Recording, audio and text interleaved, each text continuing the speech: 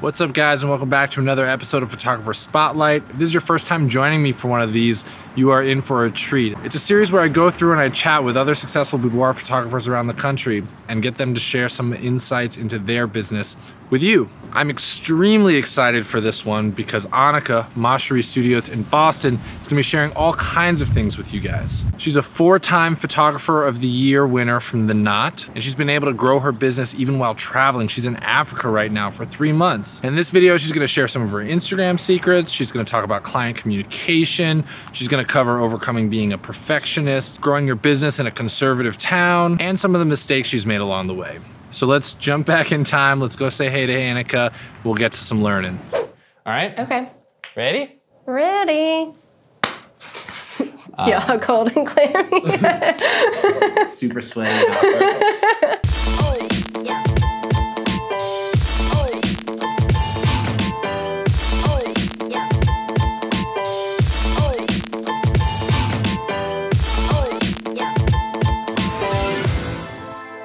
What is up, you guys? I'm here with Annika. Whoop, I already forgot to say my own name. What's up, you guys? Michael Sasser here from Sasser Stills Boudoir in Los Angeles, but we are here in Boston today with Annika. Hey, guys. This is Annika. We are gonna be talking about all kinds of things today. I'm really excited because I actually see a lot of similarities to my own studio in here, some that are like not even close to similar. But before we get started, I just wanna show you guys a few of her images.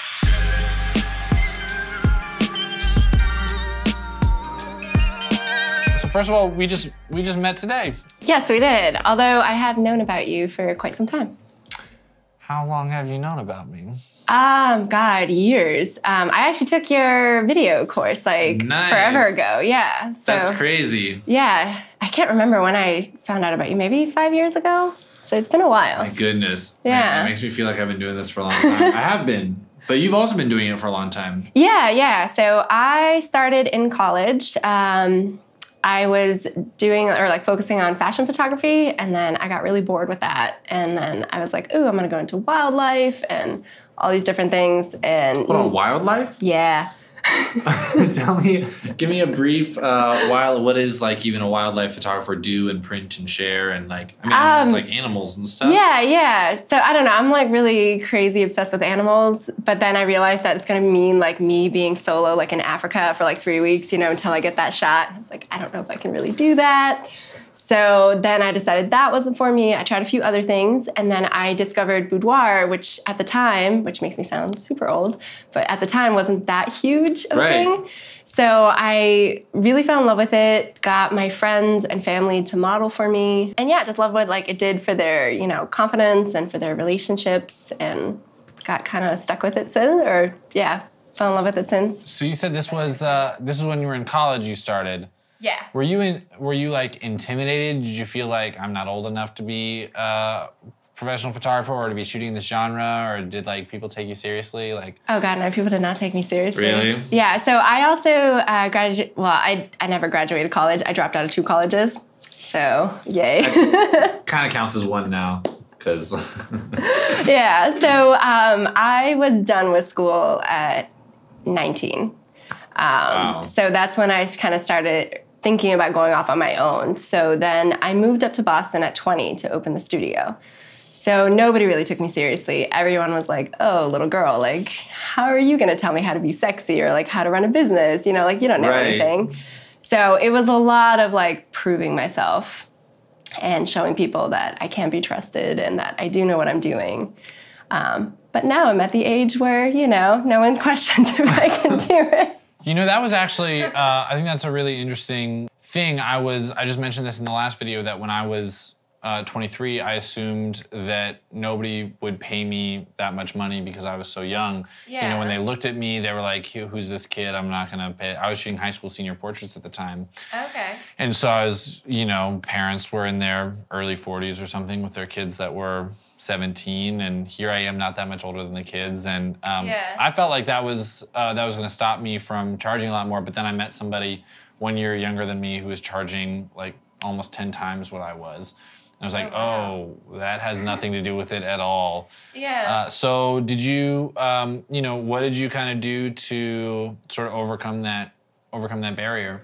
I mean, I think in the beginning I did it really wrong because I was so nervous about my age and just I didn't know anyone in Boston. So I was like really starting from scratch and trying to find my place here. So I didn't price myself properly. I didn't do anything right. So I think I just kind of set it up for myself in a really bad way. Okay. So I kind of overcame that just by, I read a lot about businesses. I spent a lot of time like researching other like boudoir photographers and just seeing how they were like managing their business. Even people like halfway around the world, I was just like, I kind of want to know what you're doing and like, why isn't it working for me and that kind of thing. And I actually focused a lot on just business in general at that point, not like a photography business. And actually my family helped me out a lot because my mom owned her own business too. So like she was able to kind of steer me in the right direction. Cool. So that helped a lot too. That's great. Yeah. Essentially, it sounds like you were like looking for mentors. Like you were looking for people who have to kind of like model your business after. Yeah. I mean, because I don't know, you're young, you don't know what you're doing. And then also it's kind of lonely working by yourself all the time. And you don't know, like, I kind of think this is right, but I don't know if it's actually right or like how this is going to pan out in a year. So it's always nice to have someone who's like, hey, I've been there. Like, I know what you're going through kind of thing. And even though like my family, like I said, did help me, none of them have ever like done a boudoir studio, or anything like that. So photography was something they really couldn't relate to. Yeah. So it was like I had to manage a lot of it on my own. So yeah, I was looking a lot for like mentors and things like that. And what do you think was the hardest part? Was there anything that like made you doubt this as a career? Lots of times. Yeah? Yeah, especially in the beginning. I mean, I would have like one day where everything was awesome and I'd be like, life's amazing. This is fantastic. This is exactly what I dreamed it would be. And then other days where I would just be crying because like a client said something mean to me or like, didn't like something. And then like I couldn't get out of bed and I was like, why am I doing this to myself? So You take it so personally. Yeah. Can like make your stomach churn. That one client who says, I don't want to buy any of these pictures, or I don't feel like these pictures flatter me, or I look like, some of the ridiculous things they'll say. A beached whale. Have you ever heard that one? That's the worst one. And it just like it churns in your stomach for a while. You feel like I don't want anybody else to have this experience. Yeah, no, and like it's so hard, because they don't realize like how much of yourself you put into it. And then like one little comment, if they meant it in a mean way or not, like it'll stick with you for years and you'll just be like, oh crap, like I gotta fix this. It's crazy. Yeah. So what did you tell yourself to sort of get back to building your business in those times? So there were a lot of times where in the beginning I thought about giving up photography and doing something else. But my problem was I never really liked anything else. Like I would try little things like here and there, but I would get bored really quickly and I was like, I can't do this as a job. And I would always come back to photography. Like anytime I was stressed, I would just go out and like take pictures or ask my friends to model. And I was like, okay, no, like you keep going back to this one thing. So like clearly you need to figure out a way to make it work. Sort of like following your gut or your passion or... Yeah. Like I never thought that I would be like a photographer or anything, but it just kind of worked out that way. I don't think anybody really assumes photography is like a viable career path choice. Oh yeah, no. I mean, so many people warned me against it, and especially like moving to Boston to start something, they were like, oh, it's a conservative city, like no one's going to do boudoir there. I was like, yeah, I'm going to try it anyway. We'll see. And what would you say to, would you say that's been a hindrance, like the idea of this being a conservative city? I don't know. I always think it's like the most conservative places that kind of have like, the most underground stuff going on. Go on. Yeah. So I've never found that with my clients. Like it's always, they want to do like the craziest things, I feel like. So I don't know. The Southern, I think Southern belles are also that way. Like some of the Southern places that you would assume are like real proper. You might say, a lot of people say, boudoir, what is that? And I tell them, that sounds like a very LA thing to do because there's a bunch of actresses. I'm like, it couldn't be further from the truth. Yeah. In fact, what's most common, at least when I'm photographing, I put together a shoot with a model to try something new. They're much more guarded than my client is who's doing this for the first time. The model is, I'm not comfortable with this, I'm not comfortable with that. Oftentimes the clients are like, I'll try anything, just point me in the right direction, which is opposite of what you would think. No, I mean, I think at a certain point, the client trusts you so much, and they're just like, just, you show me, I'll do whatever you want. You That's know? right. Yeah. Absolutely. That was awesome. Yeah. You feel good about that? Oh my God. It's like I haven't taken a breath. I keep trying to like relax my hands. You're probably gonna see it in the video. I'm like, okay, no, move them here. So I'm getting kind of a little bit of a vibe from you, and you can tell me whether or not this is right or wrong. Do you try and make everything perfect? Yeah. Yeah. I'm German. Come on. So how does that affect your business? Does that make it difficult for you to post that new picture or post that new blog or do that new advertisement? Yeah. Yeah. A lot of times. I've kind of gotten over that, so it took me a while to learn that I just need to let go and just get it out there sometimes. But yeah, I'm definitely like a control freak, a perfectionist. And it used to be a problem because when social media first became like big, which again makes me feel old. But yeah, when that first was like a really big thing to do for work, I never wanted to do it. I didn't get an Instagram or a Facebook for my studio until like way after I should have. Yeah, same here. Yeah, because I was just like, what do I say with a picture? Like, what do I do? And like, I don't know, I just felt silly with it. I didn't know what to post. I didn't think like, you know, I don't know if this is good enough to post, you know, so it's just like overthinking it. That's pretty much a good way to describe how I run my business. I overthink everything. And so what's like the worst thing that happened when you put out something that you didn't feel like was ready?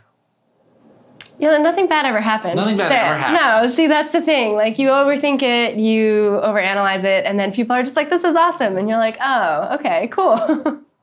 I think the biggest, on that topic, I know that exists with me, also with my Instagram page. I met up with this girl who's Nikki Limo. She's a Instagrammer, but she's more of a YouTuber, and I've been following her Instagram page. We met up for lunch so I could ask her some questions, pick her brain. Yeah. She came up with all these amazing ideas for what I could do with my Instagram posts, and they were so good, and they were going to take a lot more work, and I like haven't done any of them because, and I haven't posted as much because I don't want to put the bad thing out. I want to put the really good thing out, but the really good thing takes so much more work. And even if I do it, I don't know if I'm really doing it right, so then I don't want to post it. And it just like, the idea, those things will without question like hold your business back. Yeah. If you can just put it out there, man, good things happen. Like now I'm getting to the mindset of like, that's always better. Just like put it out there, even if you think it's not ready, like people need to see your work. Finished is better than perfect. Yeah. Or like, I'm really trying to live by that. Yeah, it's hard. It's definitely hard when it's your own work. Super tough. Yeah, because you'll always see flaws in it that other people don't. Okay, so you break your collarbone. Yeah. You lose out on all this income from clients. Yeah. You realize that you're not as profitable as you should be, and you're not set up for emergencies. You're not putting enough money away, and you're working so much that you know, because you kind of have to keep this consistent income going. So what did you do? What was the big change, or when you got back to work, what did you do to make a difference in your business? So what I did, again, I kind of dove further into pricing. I actually took like a little business course and everything too. And I guess like it was everything I already knew, but I just didn't have the confidence to change in my business. So it was like, oh, you should like price yourself higher, which is like common sense, but you have to be comfortable enough to get to the point where you feel like you can ask people to pay this much. You have to believe in yourself that it's worth it. Yeah. So I think the accident really helped me because at that point I was like, well, screw it. Like, you're either going to go for this all the way or the business is going to be done anyway. So like, what do you have to lose kind of thing. So I think that, in a sad way, kind of gave me like the push that I needed to just kind of go for it and see. You know, there's a photographer, Jerry Guionis, is a wedding photographer. He does a little bit of boudoir, but I took one of his workshops like forever ago. And one of the things he says, photographers are their own worst enemies. He said, by show of hands, this was actually at a conference, at a convention, and there were like 300 photographers in the room.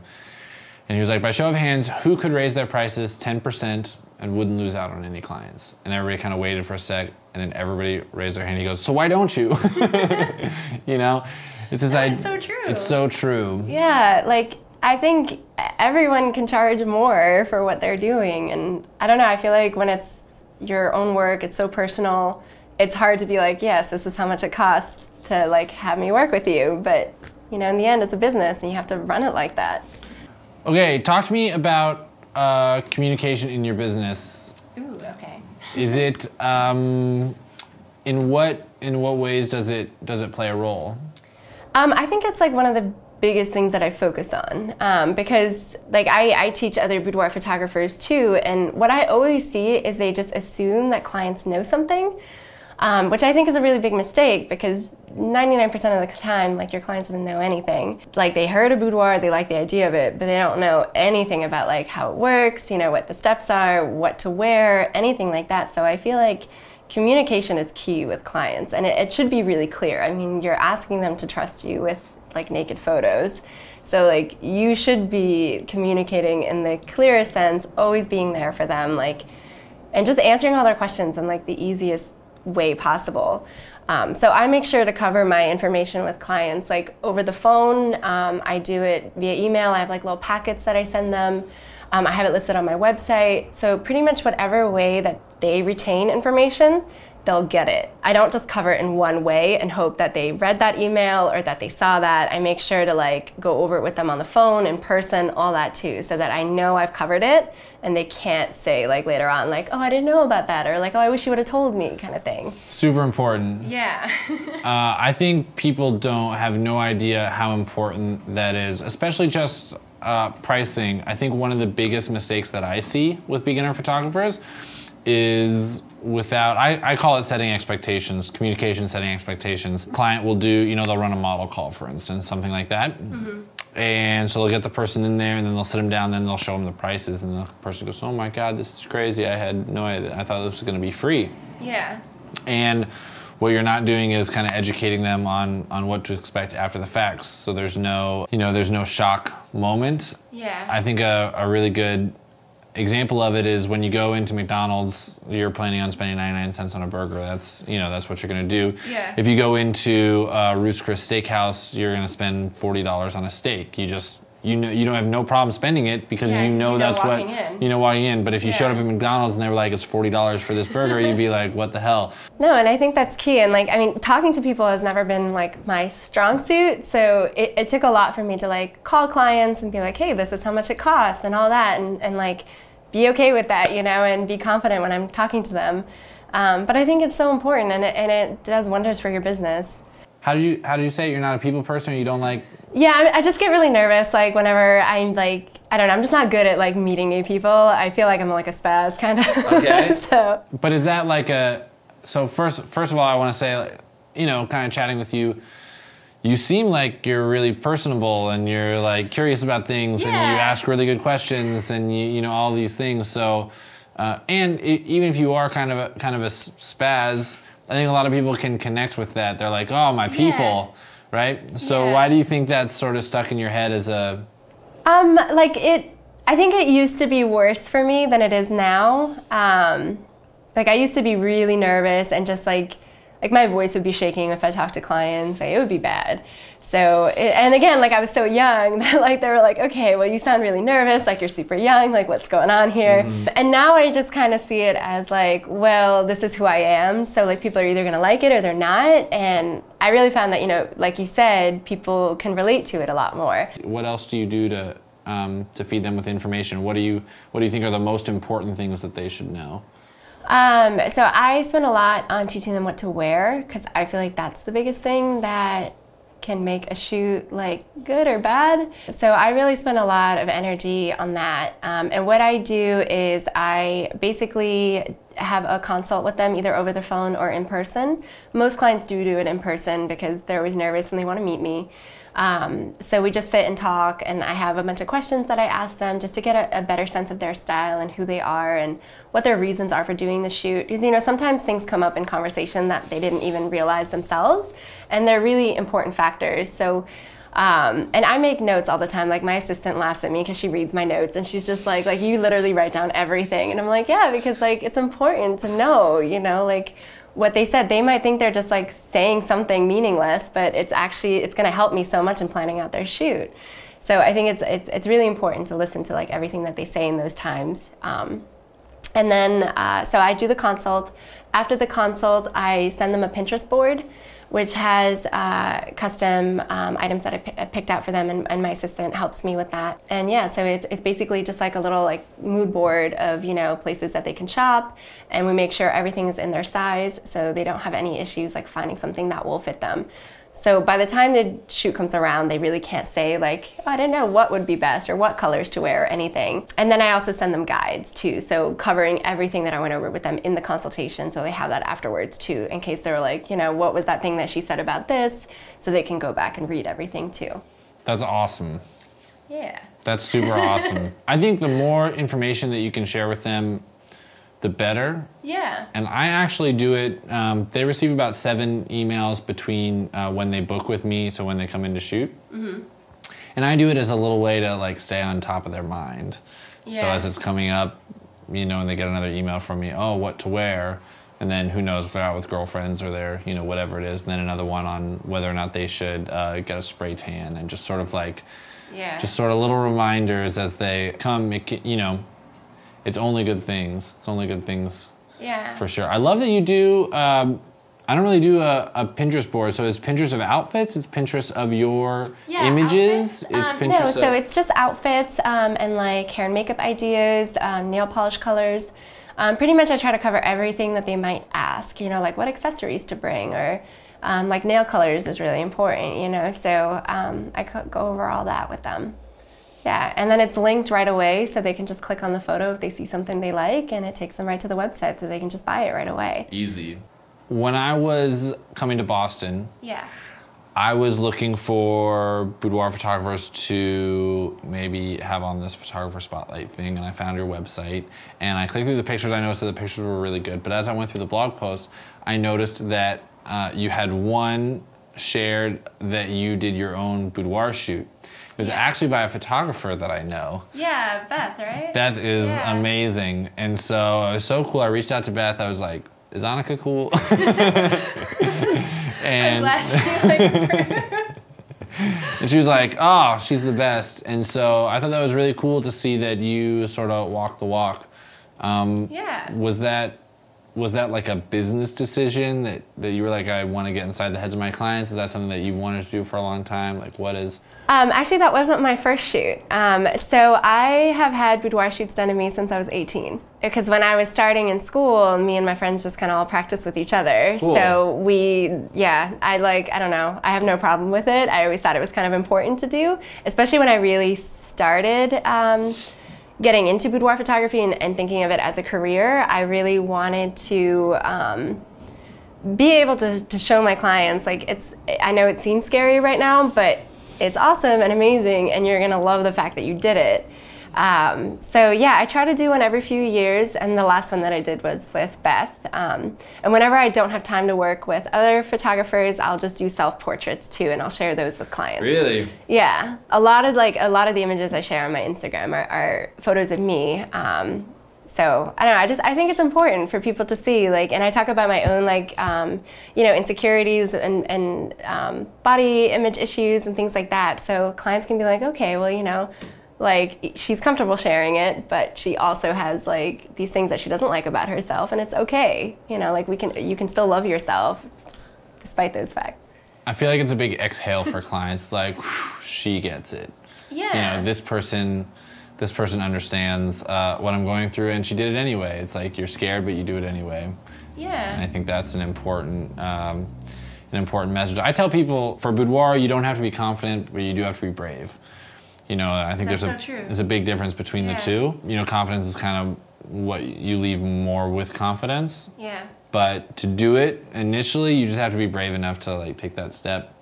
So I want to talk a little bit about networking.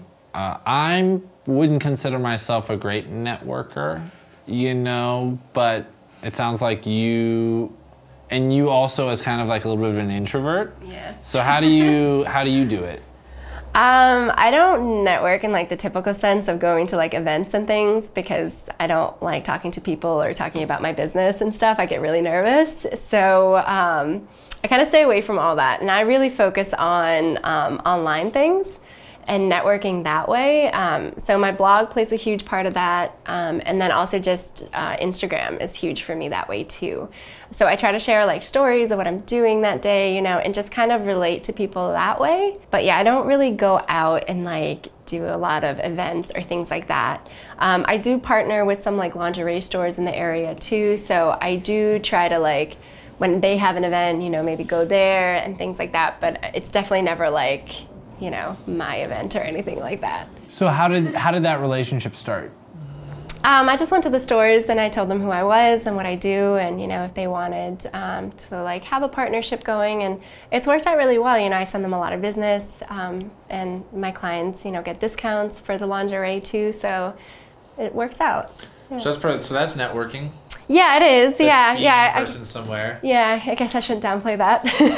And as far as Instagram, does that mean that, do you also reach out to different people through Instagram? I do, What does something like that look like? So yeah, I don't manage a lot of my own Instagram. My assistant does that actually.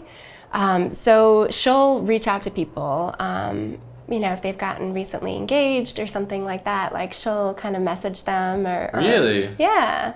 So that's kind of another way that we kind of do it, or like their photos, or, you know, just like have a little community online, because that's what I'm more comfortable with. So if someone follows you and then you see that they got engaged, then you'll message them, or are you like searching hashtag engaged Boston? I believe she searches hashtags and things like really? that. Yeah. So that's a kind of a form of your marketing, is kind of proactive. So, again, it's not something that I do personally, but it's something that she does, and it's worked really well actually. I've had a lot of clients who are like, oh, you liked a photo of mine like 2 years ago. I've been following you ever since, and now I'm finally ready to do a shoot. So it's nice. I feel like, you know, Boston is like a big city, but it's also a small city. So it's really cool when I meet clients and they're like, oh, you know, you liked a photo or you shared this story, and like that's how I found you on Instagram, and it's like this little community. That's brilliant. That's super great. It's definitely, you know, it's long game in it. Yeah, no, I mean, it's a lot of work. You know, she does it like every day for a bit, so it's definitely something that I don't have time for, but I think it's a good thing to do. And even if they don't, you know, follow my business or buy anything from me later on, it's still just nice for them to like know I'm here. Just in case, you know, they ever have a friend that, you know, gets married or says they want to do a boudoir shoot, they can be like, oh, I do know of someone. Yeah. You know, so like, I don't know, it's just a nice way to kind of keep it within Boston. That's great. Yeah. Is a lot of your business referral based? Yeah. I mean, it makes women, I think, trust you a lot more when they know someone who's gone through it, and, you know, they can say that I'm not a creeper and all that good stuff. Important. Yep, it is. It is important. You find what works for you, and then you double, triple, you know, whatever it is. Yeah. I did think of another marketing or thing I do. The podcast, which isn't like completely photo-based, but yeah. So what is... So yeah, my sister and I started a podcast together, and basically we talk about just like women living their best life, and all that like kind of comes with that. So if it's business, traveling, all that good stuff. So I do mention a lot of like how I run my boudoir studio there too. So that's, I guess, another way that, you know, I kind of put it out there. And so is that listenership like somebody writes to you, hey, I follow your podcast, and so I saw your website, and I'm curious about a boudoir shoot. Has that happened? Not yet, because it's still like super new. Yeah. We are just starting our second season. So cool. Yeah. Well, what's it called? How do we find it? It's called 30 as Fuck. Yep. Amazing. Yep. So we used to be called Business Classy as Fuck, but then we changed it to 30 as Fuck. I think that's way better. Yeah. Is that why you asked me if you could cuss earlier? Is like, can I say it in my podcast? Yeah, otherwise it'd just be like AF, you know? It'd be a little weird. That's brilliant.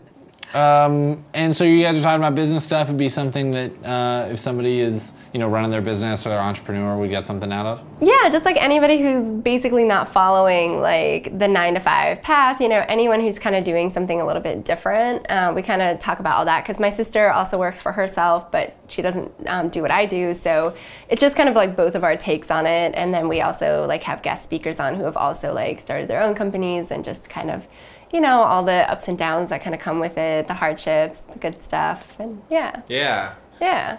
And for photographers, where should they go to kind of get some more? I know you've got some materials that is super helpful. So where would they check that out? So it's on my website. I have a section for photographers on my just boudoir site, so Macherie Studios. And yeah, I have a little section there where they can do one-on-one mentorships with me. I can critique their portfolio, give them posing tips. I'm also working on a webinar, but that's still not done yet. Hopefully soon. Hopefully soon. Yeah, so yeah, there's quite a few things there. And free guides for them to download with little, outfit tips for clients and just little things like that. That's great. Yeah. And what is your Insta handle? Macherie Studios. Awesome. Beautiful. Before we finish, I want to show a little bit of this, how adorable this space is, and how you've done so much with, a relatively small space. Very small space. A very small space. My studio is definitely, the space that I shoot in is larger than this. I think you can do a lot with a little. I've shot in a lot of random places that, most important thing is good light. Yeah. And then, your little details, good light, good pose. Okay, so we are here in your absolutely gorgeous studio. Got a little chandelier there. Bad, look at this cute little nook. This whole little nook. This is amazing. You're getting the first person view. Okay, so tell me a little bit about the space and your different spots. Give us a quick little tour. So this is the door that you come in from. So entryway, and then this here is the dressing area for clients. And since this is basically just one room, I wanted to make it seem a little bit bigger. So I did a curtain on the ceiling here, so you can just pull it and then it divides this space so that clients have their area to change. There's a little chair there and all that good stuff. That's perfect. Yep, and then out here is where I shoot. Tell me about these. What, the curtains or the lights? Yeah, the curtains that are hanging up that make you feel like you're in a wonderland. Yeah, so those are fairly recent because I just felt like with the high ceilings, it just looked kind of crappy without anything there. It was just such an empty space. So I wanted it to feel more like a French sort of dressing room. So yeah, that's where those came in. I have to tell you how amazing this is that you even have your AC unit right there. Yeah. But you don't even see it because this rug is really cute. Then you've got these two lights that are hanging. You've got your shears that come in. Even your hangers are really adorable and just super cute with that little hook on the wall. Yeah. I mean, everything in the space is just it's so beautiful and well thought out, and I can tell clients can really feel comfortable. Yeah, I wanted it to make it a comfortable space. Again, especially since it is so small, I want them to see that, I don't know, just feel comfortable in it. Because I feel like sometimes people expect these huge photography studios, and then when they walk into a small space, they're like, how are you going to take my picture in this?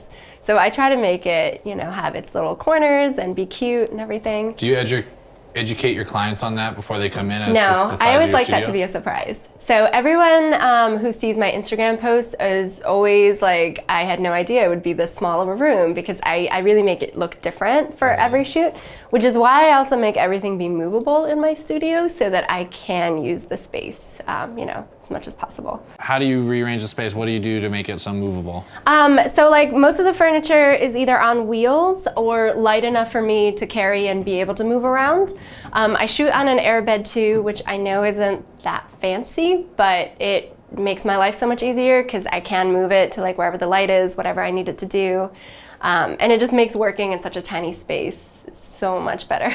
I also shoot on an air mattress, and I think people think that it'll make you look less professional, but have you ever had an issue with an air mattress where a client gave you a hard time? Or? No, I mean, most of them are just surprised when they lay down. They're like, oh, I had no idea it would be an airbed. It looks so good in your pictures. I'm like, yeah, you can't tell the difference. So why would I use a heavy bed, that I can't move, and then I'm restricted to just having it one space.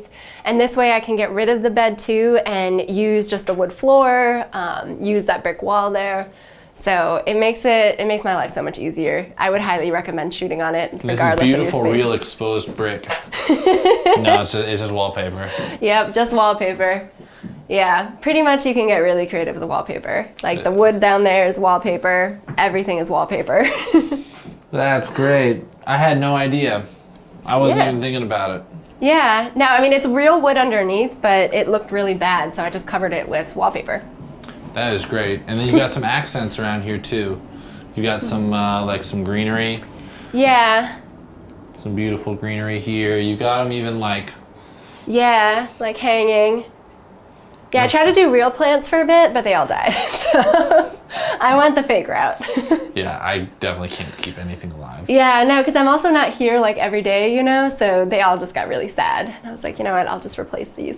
Okay, thanks Annika so much for getting together and doing this with me. This is super fun. If you guys want to see more of her work, you can check out her Insta handle. I'm going to throw that as a tag down there, which you'll see. I don't know why I tell people that you can see it. It's just like an animation that pops up. Like, you'd have to be, you know, to not see it. Anyways. Well, thank you, too, for having me be on your channel.